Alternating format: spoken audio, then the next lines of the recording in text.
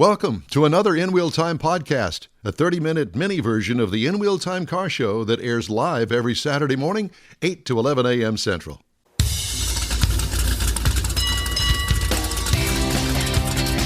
All right, celebrating 10 years of award-winning car talk. It's the In Wheel Time car show, your weekly go-to all things automotive place. Just ahead, we talk with racer Alec Udell this half hour. We'll have This Week in Auto History and get you updated on the stories making auto headlines this week. Howdy, along with Mike Out of This World, Mars, and King Konrad DeLong. We need more Jeff Zekin. We do? I am evermore Jeff Eichmann. Welcome to this segment of the In Wheel Time car show. Probably want to, at this point, promote the fact that next hour we're going to open up the Q&A. Is that correct, Mr. Mars? Yes, sir. Yeah, right after the music. Yeah. Yeah, right after the music. Yeah. So we've got an opportunity. We thought we'd answer a few questions. If you got some questions, shoot us something in Facebook on the chat page, and we'll try and answer your questions. We'll answer all the questions. Yeah, we may lie, but we'll answer all of them. A truth or dare or something? Well, all of them that we can over the air. Well, Don's got whiskey in the studio, doesn't he? Well, yeah, but that's for the extra. Oh. Well, the question I want to ask is, hey, Alec. No, you don't get to ask any questions. Hey, Alec, do you have a passenger seat in either the Mercedes or the Lambo you can take me for a ride in? Let's see if we can get Jeff to pot him up here. Yeah, so joining us now, we've talked to this guy for a couple of years now, and we think it's wonderful that we can talk to a local racer that is really stepping up his game. He's moving up. He's not just a local guy. He is He's a race car driver. But I mean, he's homegrown. So right. it's just so cool to say he's from around here. And grew up in Conroe in the Woodlands. There you go. Yep. And has an international champion because you won a championship when you were over in Europe, didn't you? Driving for, I believe it was BMW. Yep. Yes, sir. It's just mildly yes. Yeah, I know. He says that, so, we all want to be, and you're a Clemson grad. I read somebody had said something about it. They haven't heard you talk about Clemson in a while, and I figure we'll throw that in there so they can hear it. Yeah, that's great. Yeah, we've even got a tiger paw on the Lamborghini this year, so that's pretty cool. Do they know that you put the tiger paw on there? Yes. We'll come to that. We'll cross that bridge when we get to it. So. Forgiveness than permission. Yeah, that's right. That's right. So how you been doing, man?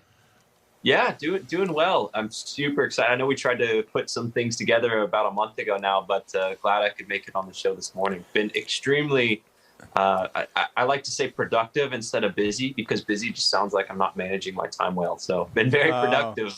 All over the country. Raced at Watkins Glen 2 weeks in a row. The last couple of weeks was on the podium with the Lamborghini, and we didn't quite get there in the Mercedes. But before that, we finished on the podium at Mid-Ohio with the Mercedes. So it's been good. Went down for the Black Series launch in Miami with the new AMG GT. And then this week I was up in Wisconsin at Kelly Moss Road and Race. We launched an online driver academy. So it's been like, all kinds of things. There's all kinds of projects that I'm working on. I started a track day company down in Houston, so we're doing stuff at MSR Houston.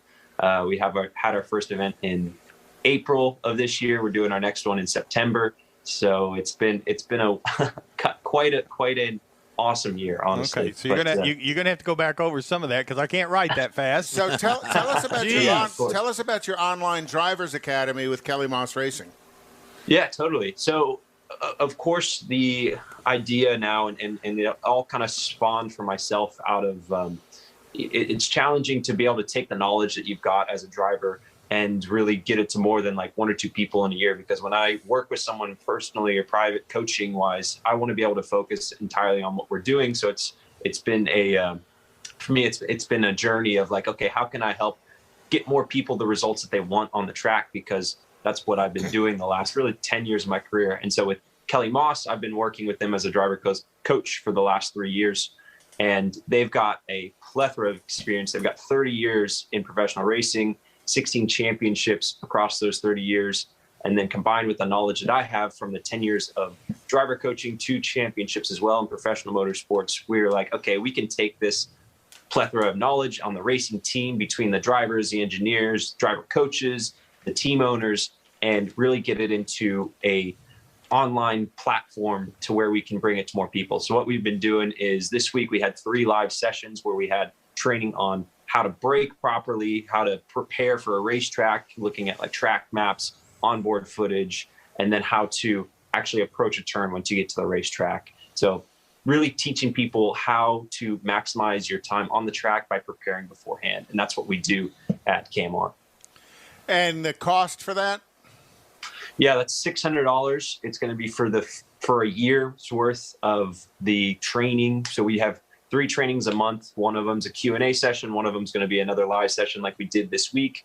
And then another one's a mindset preparation session, as well as we've got 60 resources, 60 online trainings, online videos, that's kind of what's on this screen up here to my right here, but it's all hosted on a central system to where you can go in and review, hey, I want to check out how to drive a chicane. I want to check out how to prepare my mind for the racetrack, and go in, watch these 5 to 15 minute long videos and figure out, okay, this is exactly how the professionals are doing it. Wow. And you can access it multiple times, obviously, if you need to go back and look at it and go across it. Yeah. Cool. So did you build this yourself, or you had other folks with you, or obviously the concept was your idea? It's just a matter of getting it forward, and what support did you have to get this done? Yeah, so I started filming my portions. My mind was on this basically last year, of course, as we were sitting at home for about a month. So I started filming then on the content that I wanted to share. And once Kelly Moss and I kind of joined forces on this Lamborghini Super Trofeo program this year, I was doing some research so I could put together some sponsorship materials for a couple of local sponsors in Houston, actually. And we were able to get actually, as I was on the website, I saw this tab for Driver Academy. I'm like, okay, what is this? I've been working on kind of the same thing. And so we got to talking, and they'd been wanting to do the same thing. They've been in the background kind of working on how can we best take advantage of the wealth of knowledge we have. And I had already been working on something. And so we were able to just put a partnership together basically on a KMR and Alec Udell Racing combined program for teaching drivers how to make the most out of their track time. So it just kind of one of those things where you're in the right place at the right time. You have the people that are like-minded and already knew I didn't have to show my credibility with the team because I've been working with them for a number of years. Didn't have to show their credibility to me, of course, because we've been working together, and just had to was a matter of making a phone call and saying, hey, let's do this. So y'all were both kind of working on the same thing in your own little siloed worlds. Didn't realize you were together. So that's pretty cool. Yeah. Yeah. And it helps that you've podiumed for them to prove your worth as well. The Lamborghini Super Trofeo, is it series? It's part of the IMSA program. That's correct. And you drive in a category with, I'm going to say, relatively equal cars. Everybody drives their Aventador, but within that, everybody gets to do a little bit of playing around, not very much, but I'm sure there's a little bit of self-tuning that you got, not tuning the engine, but as far as adjustments you guys get to do. If you ain't cheating, you ain't racing. But within that series, you have professional drivers, pro-am drivers, and amateur drivers. So it was kind of interesting to watch the race, the rebroadcast of it the other day, because everybody's basically driving the same car, but there's like 4 classes in there, all dependent on the driver and the variances of the drivers, and then the single car drivers versus the dual driver cars and the pits and all of that stuff. Team driving, Yeah. So KMR must be real happy to have you to podium for them so often, and again in the future, I'm sure. Totally. And the goal there is, of course, winning the championship. So we're in the top 3 right now. And it's our first year with the Lamborghini Super Trofeo car. So, of course, there's been a steep learning curve. And we only actually finalized the program in about probably beginning of March of this year. So it's all happened super quickly. And we're already halfway through the season now in July. So and all the other guys that are in the champion, a lot of the other guys that are in the championship series with you, they all have Italian names, so they yeah. So there's a few of the development drivers for the Super Trofeo car that have been racing against this season as well. So we're doing well. We're just still working on that win. Thought we'd get it at Watkins Glen a couple weeks ago. I was up on the pole position, up on the first starting spot for one of the races, but just couldn't quite convert it into a win. So, and how was it driving the Glen? Have you driven there? Have you driven there before? Yes. Yeah. That track's beautiful. It fits that Lamborghini super well. We are doing 175 mile an hour before going into the bus stop. And that thing is just, it's awesome. I mean, the track is amazing. It's, all the banked turns, all just so high speed flowing. And, I mean, people like to say it's kind of makes you a little nervous when you're driving around there. But to me, I love the circuits that punish you if you make a mistake, because it really gives you that extra bit of adrenaline to keep the car on the track and keep it where it needs to be. So stay focused. So 170 going into the bus stop, what do you gear down to take that bus stop? Yeah, in that car, we'll use fourth gear through the bus stop. You can carry quite a lot of speed. Oh, you can carry it. Okay. Yeah, so we're up in sixth gear down to fourth gear.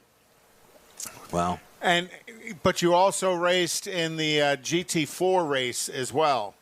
That's correct, with the Mercedes, and I know you have your AMG hat on. So yeah, got my AMG I'm not hat. sure. I see the Lambo in the background, the AMG hat, so you're well-rounded today. Well, just to we follow, all of us follow you on Facebook, I'm sure. And then just recently, when they ran the race on TV, Konrad was texting everybody, "Hey, turn it on." I actually recorded it, so there you go. Awesome. We're fans. We all want to be you. Yeah, exactly. Or go for a ride with you when you're there, but I know that won't happen. No, I'll stand back and watch. I'll get you down to one of my track day events. We can make that happen. Not at 170. No, thank you. So what was your not necessarily your pole time, because I know that's a little unique, but what's your average in the Lamborghini? What's your track time going around the long course at Watkins Glen? Yeah, we're running high 1 minute 46 second laps to low 1 minute 47 laps in the race. That's about our average race lap time. And then what about in the AMG? In the AMG, that's about 150, high 155s, low 156s. So it's like 10 seconds slower. And then let's say the GTD cars, what kind of lap times were they running? In the race, they're running 1 minute 45s, 1 minute 46. Oh, so you're right in the same category. You're right in the same speed range as the GTD cars. So how do you prepare yourself from going from one vehicle to the other when you race? I mean, you got the Lambo, and then you got. Besides it being a little bit slower, there's got to be other unique things with that vehicle. One's mid-engine, one's front-engine. Well, and how do you prepare for that? I mean, there's got to be some technical things you do to get yourself going to those speeds. Definitely. So there's a little bit of difference, obviously, between the two cars. Of course, there's a huge difference between the cars in the way that the layout is, front engine versus mid-engine. And then the power difference between the cars is very large as well. So the GT4 car, you drive more like I want to say low horsepower or momentum car. So you try to carry a bit more mid-corner speed. The Lamborghini has about 600 horsepower. So we're really focusing on the exit and getting to power very soon. In terms of actual driving style, my driving style, I actually find fits very well in every car. And, even if I'm jumping from the Porsche Cup car into the Lamborghini Super Trofeo car when I'm doing coaching days, I can adapt very quickly. And the only difference really for me is a little bit in the braking and the turn in. So with the Super Trofeo car, generally I can be just a little bit earlier off the brake pedal because it's a bit more even across the board in terms of the weight distribution. And I can be a little earlier off the pedal. I turn in just that little bit later. So I have a straighter line on the exit. And then in the Mercedes on that race weekend, I'm going to be braking actually about the same point and really trailing the brake just a little bit deeper into the corner and then rolling a little bit more speed, a little less of a kind of pointed line. But in some of the places, like in the bus stop, the line is the line. I mean, you're driving this in the same place basically in every single car, depending on how much curb that you can take. But it's just small adjustments. Sounds like Mike's driving style. and the curbing either helps you or really hurts you. Depends on how much curb you hit. Yeah. How I'll say strong. The difference between the two cars, its ability to take curbs. That I know after a while taking a lot of curb can do some damage, whether it's damage to the tire or suspension damage. Or both of those cars are going to take a pretty good beating on that, knowing that the Lambo is maybe a little more streetable. Yeah. So with the Lamborghini and with the GT4 cars, they both have pretty stock, let's call them suspension setups. So like the control arms and all the suspension geometry is the same. The shocks are going to be a little different in those cars. So both of them are pretty streetable setups. The Mercedes takes the curbs really well. Of course, you're going a little bit slower in those sections. The Lamborghini you've got to be a little more gentle on the tire because you're putting quite a lot of energy into it. We're going about 8 to 10 mile an hour quicker than a GTD car into the bus stop. And so when you're going really fast like that, you're putting a lot of energy and a lot of heat into the tire. So it's very easy to damage the tire. And it's more so about protecting the tire for the duration of the race rather than, protecting the car, because the car could actually take it. You're not damaging the car too much in the bus stop, at least. I mean, there are other curbs. If you're going to hit the curb, you damage the shock or bend a shock or something. But for the curbs at Watkins Glen, it's more about protecting the tire rather than the car. Yeah, I always love that photograph of you're looking at the front of the cars. You're coming through the S's, and you take that final S, making the left. And you're airborne. And that inside front tire, you can just see clear underneath it as you're coming off the curb. That is such a great photograph. I don't know. Yeah. Is that the photograph you have behind you? Yeah. You talking about that one? So listen, Alec, before we run out of time, what do you got coming up that you can share with us? Totally. So next week I go to Lime Rock Park with the Mercedes. We close our registration. We're only taking 50 people in the KMR Driver Academy because we want to have a really focused first group. And you can find out a bit more information about that on the Kelly Moss website under the Driver Academy tab. And then after that, we'll be testing at Road America. We race at Road America the first weekend of August in the Lamborghini again. So yeah, I've already posted up the Driver Academy link on our Facebook page for you. So, I appreciate that. Thank you. Maybe get the word out a little bit. So have you been to Lime Rock before? Yes. Yeah. It's been a couple of years, but I've raced there a number of times. Do you find Lime Rock, I'm going to say this, it's going to come out wrong, a little boring compared to Watkins Glen or Coda? Quite the opposite, because you never get a break there. Yeah, the lap times are so short, and you are always doing something. Especially if you have multi-class racing, which we have, you're always passing or defending from someone. So it's one of those circuits that you really have to be on your game the whole time, as well as it's very physical as well, because the straightaway is like extremely short. Yeah, I think we'll probably get to fourth gear, and yeah. So you mentioned you've got the nomenclatures for these, like the GT. Is it GTE? GT4. GT4. So what do those actually spell out? What do those mean? The GT4. What does that mean? This is a test. GT just Grand Touring. And then 4 just the level of class. So you've got GT4, which is going to be the kind of the lowest level of these homologated street race cars. Okay. Yeah. And then GT3. And then that's the same thing, but a little bit faster. And so GT3 is the same, or is the designation for the cars. GT Daytona is the IMSA class. And then beyond that, you've got GT2, which isn't necessarily raced all that much in the U.S. And then GT LM, so GT Le Mans is raced in... Okay, Grand Touring Le Mans, okay. In IMSA, yeah, exactly. And the worldwide class for GT LM, GT Le Mans is actually called GTE, and I'm not sure what the E stands for, honestly. I'm everywhere. Everyone. Europe, I like the Daytona prototypes because Cadillac is in that, and they do win quite a bit. So just get into that. Yeah. So have you had any desire to do any open wheel racing as well? You know, the cars continue to get safer and safer. And so as that happens, yes, definitely. I've got some, let's call them peers of mine from back in the karting days that are, running in IndyCar quite a lot now. And then a few guys that I raced go-karts against at the national and international level that are racing in either as test drivers or racing in Formula One now. So I know that I have the skill level at some point to jump into one of those cars. It's just a matter of finding the right opportunity.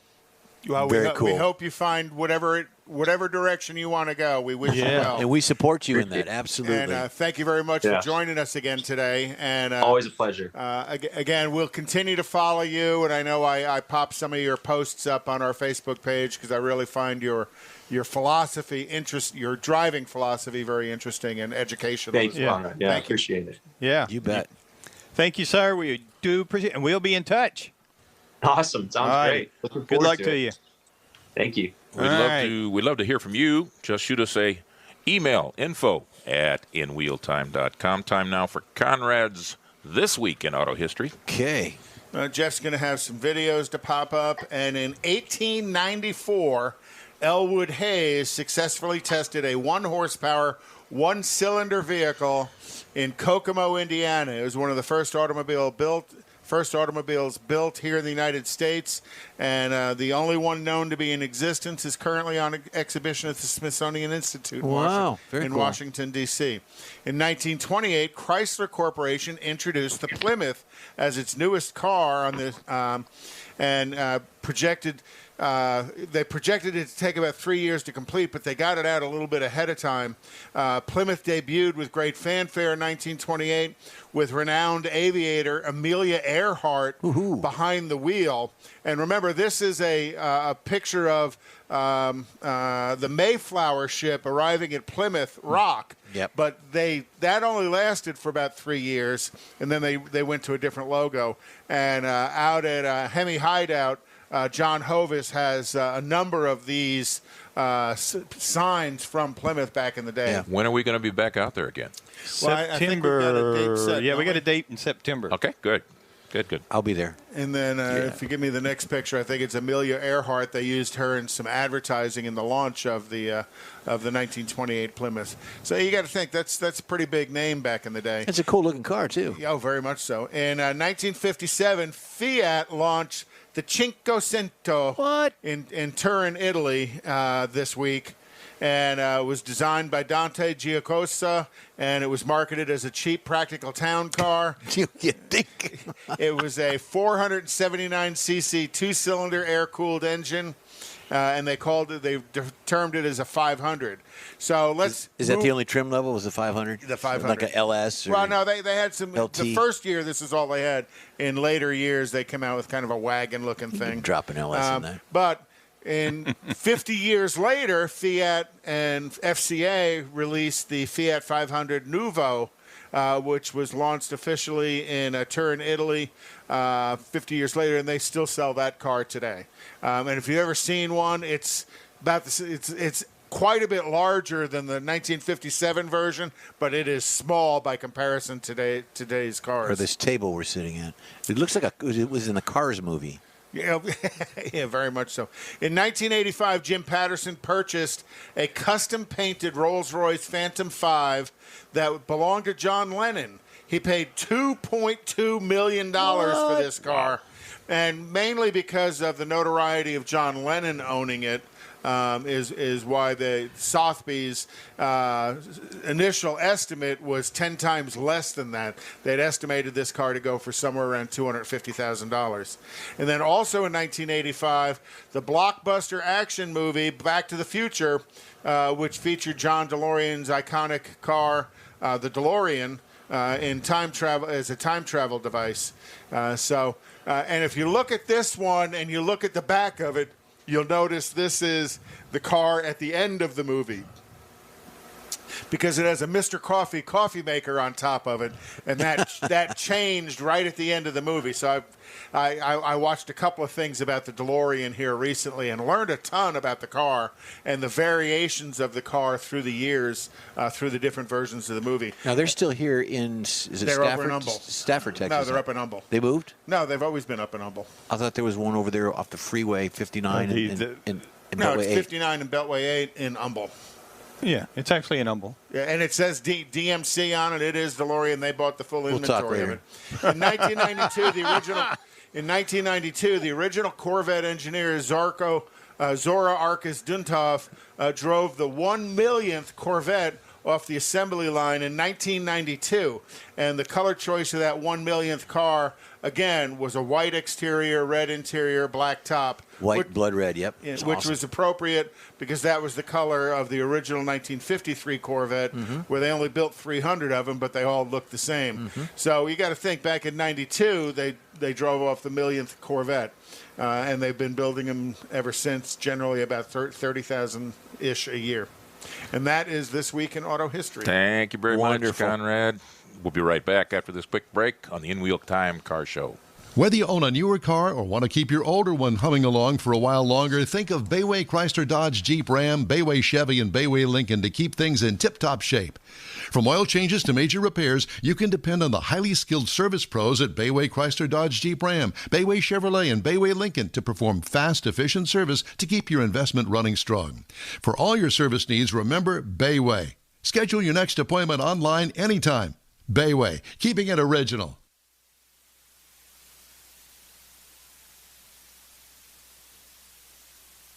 Tailpipes and Tacos, Houston's premier monthly car cruise-in returns Saturday, July 17th at 2 Loopy Tortilla Mexican restaurants in Katy and inside the Loop on the Southwest Freeway near Kirby. Tailpipes and Tacos is free and everyone's invited. You'll see collector cars, hot rods, customs, magnificent originals, and resto mods at 2 locations. Cars from all over Southeast Texas cruise in and show off in a friends and family event at the Loopy Tortilla Mexican restaurant on the Grand Parkway at Kingsland Boulevard just south of I-10 in Katy, and inside the Loop on the Southwest Freeway near Kirby. Drag racer, car enthusiast, and Loopy founder Stan Holt brings you Houston's hottest cruise-in. Tailpipes and Tacos, inside the Loop on the Southwest Freeway in Kirby, and in Katy on the Grand Parkway just south of I-10, where you'll see the In Wheel Time Car Show.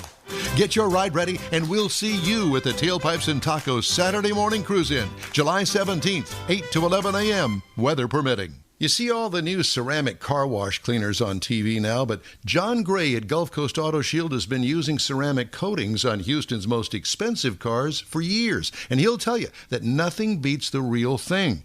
Gulf Coast Auto Shield installs a coating over your paint that actually comes with a warranty. If you just picked up your Lambo, your Aston Martin, Porsche, Ferrari, any other exotic car, chances are your car will have company that have already found Gulf Coast Auto Shield. Now, you don't have to own an exotic. Maybe you got a truck, an SUV, or even an older vehicle that needs a little love. Well, let John Gray give it a look and give you an estimate on refurbishing that paint and making your vehicle look new again.